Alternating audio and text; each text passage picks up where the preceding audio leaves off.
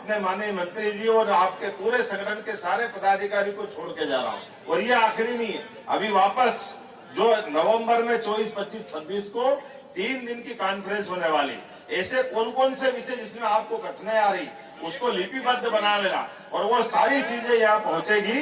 मैं अपने बीच में से आज जो माननीय मंत्री जी ने कहा है, मेरे को थोड़ा आपने कहा है तो मैं बोल जरूर देता हूँ, लेकिन ये अधिकार तो आप ही का है। आपने कहा कि मैं 50,000 का आज यहाँ से घोषणा करता हूँ, तुरंत अभी कुछ न कुछ तो हाथ में देना ही चाहिए। जोरदार अभिनंदन। 50,000 रुपया आज की कार्यक्रम के बाद से आपके खाते में पहुंचेगा, जो पंचायतों के अंदर आप लगाएंगे और भविष्य में और मिलता जाएगा। बहुत बहुत धन्यवाद। बहुत बहुत धन्यवाद। भारत माता की जय।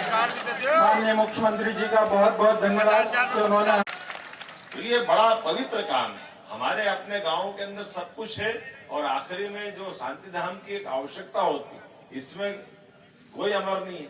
जो आया सब जाने वाला है, लेकिन आने और जाने वाले क्रम में आप देखते हो जो गांव के पंचायत के अंदर इस कठिनाई का आपने समाधान अगर निकाल दिया तो पूरे गांव के लिए और गांव वालों की निगाह में आपका एक अलग प्रकार का मान सम्मान बन जाता है। पंचायत को एक अलग निगाह से देखते हैं। कई सारे लोग जिनको रोजमर्रा काम नहीं पड़ता, लेकिन ऐसे कामों को लेकर एक अलग आनंद आता है। हमारी सरकार रोजगार आधारित भी बहुत काम कर रही है, इसलिए रोजगारों को लेकर भी हम बहुत गंभीर है। पंचायतों के माध्यम से भी भविष्य में हमारे कुटीर उद्योग, लघु उद्योग, रोजगार आधारित उद्योग, सभी प्रकार के कामों को लेकर के लंबी प्लानिंग से हम काम कर रहे हैं। और आने वाले समय में तो ये कृषि वर्ष हम घोषित करने वाले हैं 2026 का कृषि आधारित वर्ष। ये इस वर्ष का रोजगार और उद्योग वर्ष था, अगला साल कृषि आधारित उद्योग का। तो आपकी पंचायतों के अंदर भी कृषि आधारित उद्योग कैसे लगे, उनमें लोगों को रोजगार कैसे मिले। और ये कई बार वैसे तो अधिकांश जगह हमने चिन्हित की है, लेकिन फिर भी कई बार हमारी फसलों को लेकर के, खासकर सब्जी और इस टाइप की फसल जो नुकसान में जाती है, वो सारे उद्योग लगाने के लिए सरकार के माध्यम से, आपके माध्यम से हम वो उद्योग भी लगाने वाले हैं कि टमाटर ज्यादा हो गया तो टमाटर फेंकने की जरूरत क्यों पड़ना चाहिए, टमाटर का पाउडर बन जाएगा।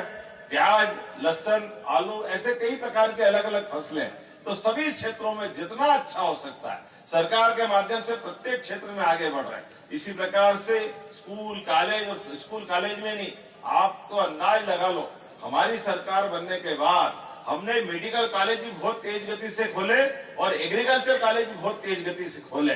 विकास के लिए शिक्षा और चिकित्सा, इस दोनों तरह से। और शिक्षा भी कौन सी, हार्टिकल्चर, एग्रीकल्चर, फ्लोरिकल्चर, इसके माध्यम से रोजगार की बड़ी संभावना है। अब हमारे अपने विकास के इस क्रम में लंबे समय तक चलने के लिए जब आज आपसे बात कर रहे हैं तो आखिरी बात तो नहीं है, लेकिन त्योहार तो खूब आनंद से मनना चाहिए। मनना चाहिए कि नहीं मनना चाहिए?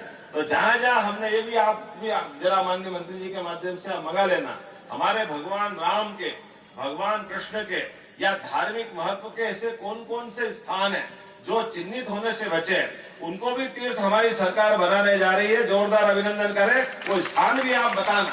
ऐसे प्रत्येक स्थान को हमने अपने राज्य की भौगोलिक सीमाओं के अंदर, भगवान राम अगर अयोध्या से चित्रकूट आए और चित्रकूट से बाद में आगे बढ़े तो किन किन मार्ग से आए और गए होंगे, प्रत्येक स्थान देवस्थान की तरह, वो तीर्थ की तरह विकसित होना चाहिए। ऐसे ही मथुरा वाले, अलीगढ़ वाले बैठे राष्ट्रीय अध्यक्ष जी, जोरदार ताली बजाओ। हमने इनके गोपाल कृष्ण कन्हैया के लिए भी योजना बनाई।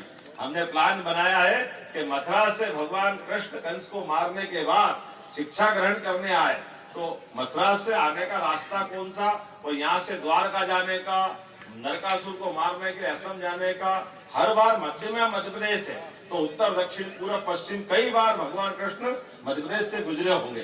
तो जिस जिस मार्ग से गुजरे और वहाँ की कोई लीलाएं जुड़ी है, प्रत्येक स्थान को तीर्थ बनाने का काम हमारी सरकार के माध्यम से होगा। मैं आप सबको बधाई देना चाहूँगा। हमसे जुड़े रहने के लिए हमारे YouTube चैनल को सब्सक्राइब करें और नई वीडियो की नोटिफिकेशन के लिए बेल आइकॉन को दबाएं। अगर आप ये वीडियो Facebook पर देख रहे हैं तो लाइक जरूर करें और ज्यादा से ज्यादा शेयर करें। धन्यवाद।